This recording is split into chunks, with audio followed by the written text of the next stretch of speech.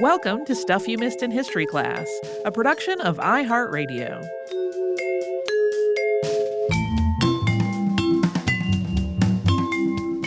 Hello and happy Friday. I'm Holly Fry. And I'm Tracy V. Wilson. We talked about Ann Radcliffe all week long.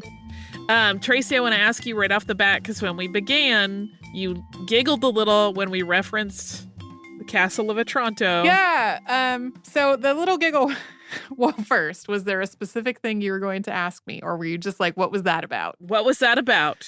When I was putting together my potential October episode topic ideas for this year, one of them was Horace Walpole, author of Castle of Otranto. And when you and I talked about sort of what you had on your list, and I was like, I sort of felt like having Ann Radcliffe and Horace Walpole in the same year might feel a little too similar. And I had not really realized until you sent this outline over to me that she specifically cited the Castle of Otranto as like one of the big influences on her. Yeah. I just didn't know that. So I was, as we were recording, I was thinking about interjecting that. And then I was like, no, this is better for Friday in the behind the scenes. So yeah, maybe at some point in the future, there will be a Horace Walpole episode. I took a class in college, which at this point was so long ago, that was called Discourses in Terror.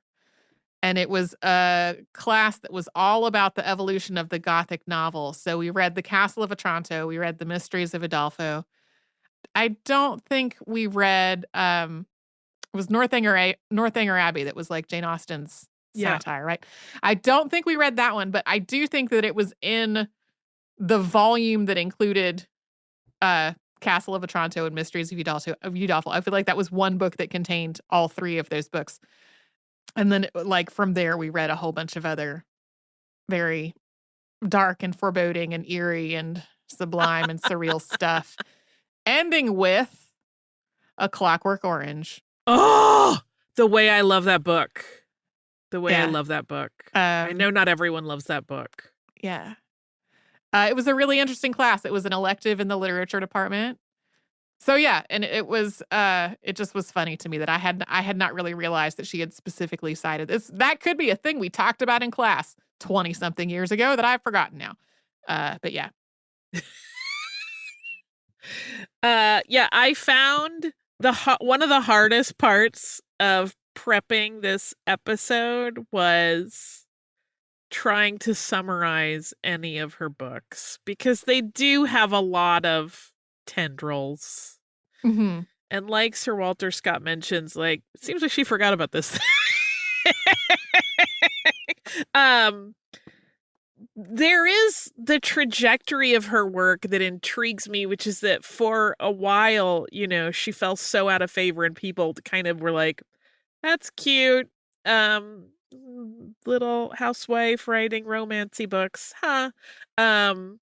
And now, it's kind of come back full circle and people are analyzing them with more depth, which I find very interesting. Mm-hmm.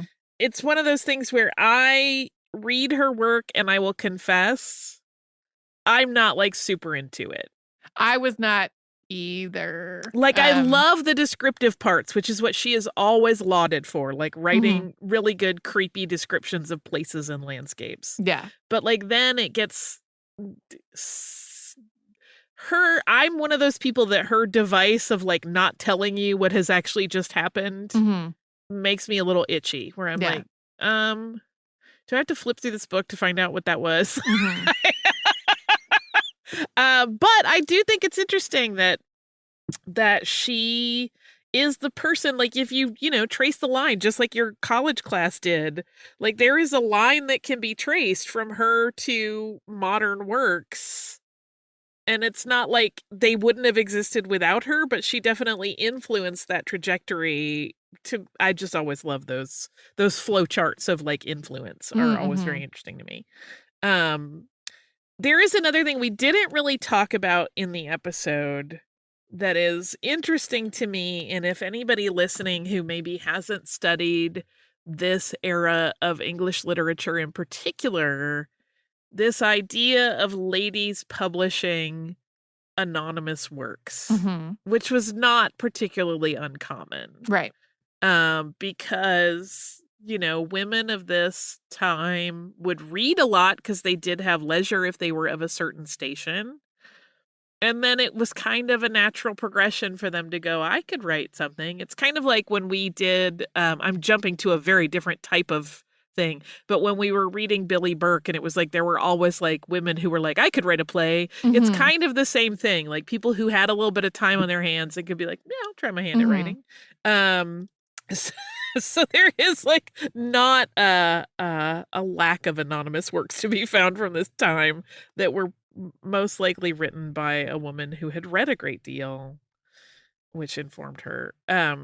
Listen, my time in college, the part of my time in college that was spent on my English major, because I was one of those people that kept adding majors. I wouldn't change, I would just add, was specifically all into the English Romantic literature. And I'm about to trash talk Samuel Taylor Coleridge a little bit, which normally I don't do, except he at one point had criticized her explaining her endings because he felt that didn't satisfy the reader's desires. And every time I hear that, I think about Kubla Khan, which is essentially him writing a poem where he says, I dreamt about this amazing place, and he goes on to describe it, and then he goes, but I could never describe it, and then the whole thing ends, and I'm like, you just did. Come on. Like there's some weird parallel to be drawn there of like, really, you're going to attack people for their expectations when you just kind of were like, oh, I'm done with that. I can't do it. Interesting.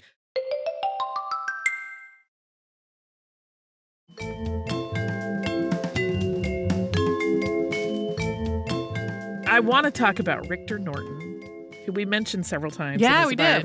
He is a historian that I think a lot of our listeners might be into some of his work. He really specializes in LGBTQIA history and has written a lot of really good books about it, particularly in England and I think some in other areas of Europe.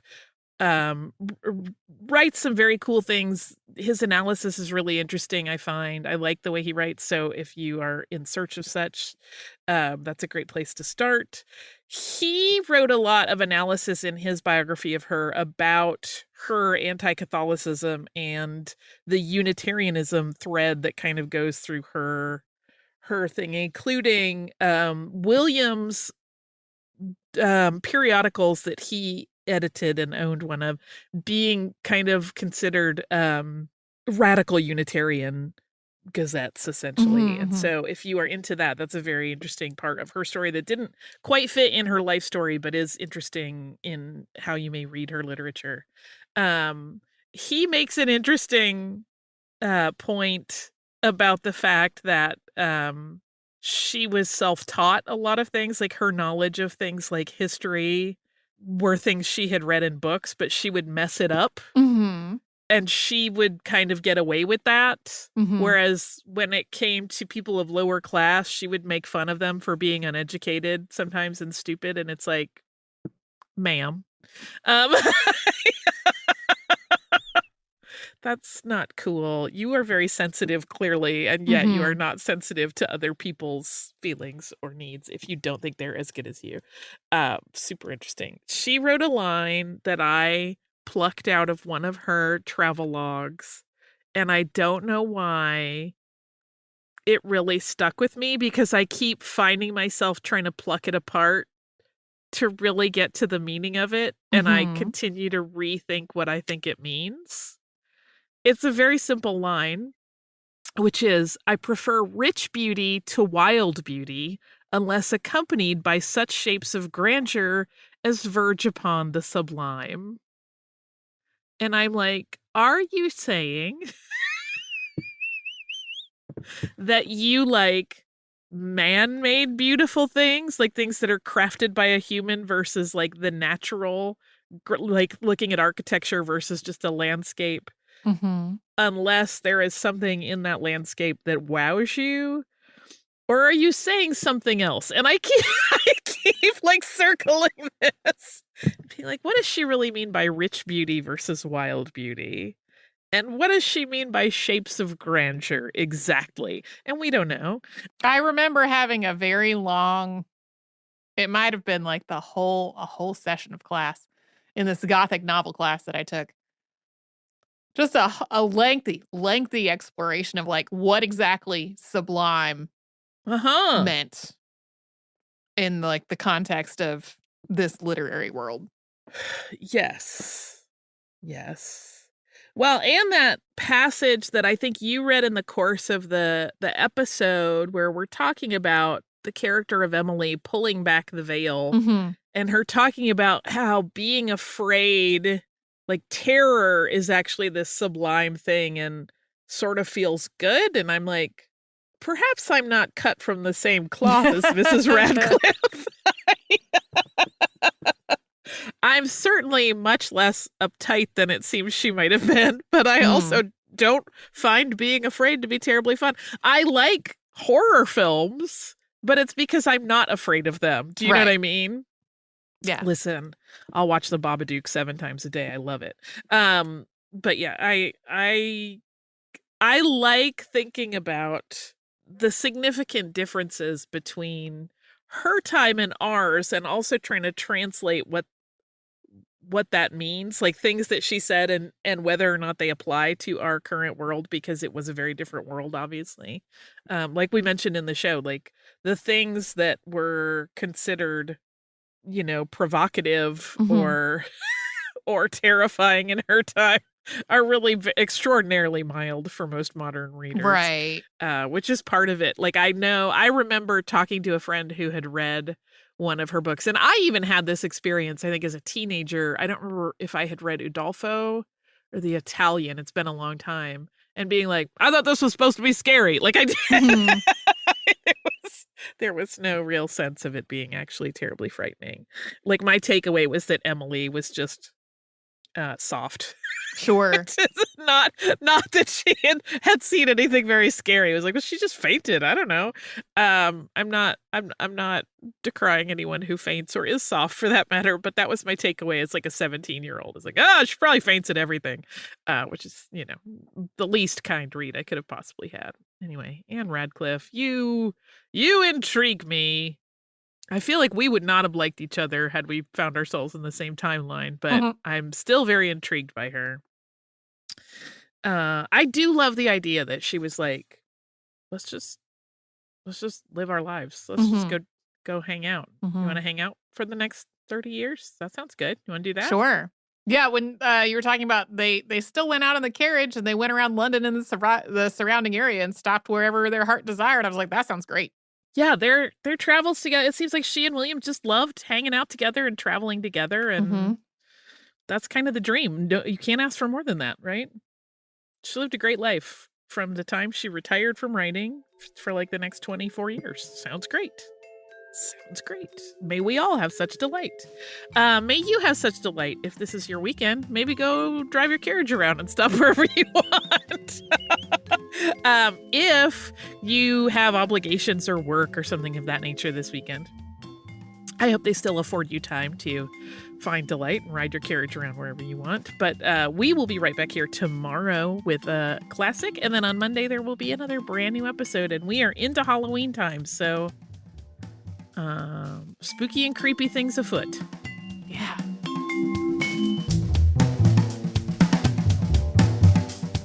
Stuff You Missed in History Class is a production of iHeartRadio. For more podcasts from iHeartRadio, visit the iHeartRadio app, Apple Podcasts, or wherever you listen to your favorite shows.